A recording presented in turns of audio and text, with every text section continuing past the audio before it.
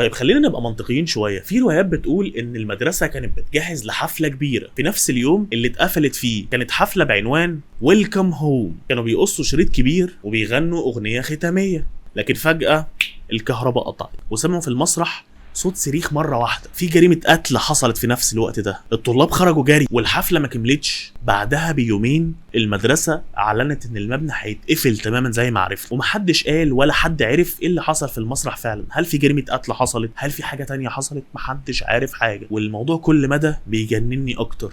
بس الغريب ان في ركن بعيد شويه ورا شويه صناديق قديمه، في سلم خشب من 3 درجات بيودي للجرس القديم اللي كانوا بيضربوه بالايد، يعني بيعمل كده فالجرس يشتغل. مبقوش بيستعملوا الجرس ده من اكتر من 30 سنه فاتوا. بس الجيران بيقولوا ان كل ما حد يلمس السلم ده بيسمع في ودانه بس صوت جرس خفيف لوحده ومحدش عارف ايه سببه. في يوم من الايام جه فريق تصوير علشان يصور فيلم رعب، فلما حد منهم لمس السلم ده الكاميرا اتكسرت. فريق التصوير بقى بيبصوا لبعض وقالوا ده تحذير علشان ما نصورش هنا.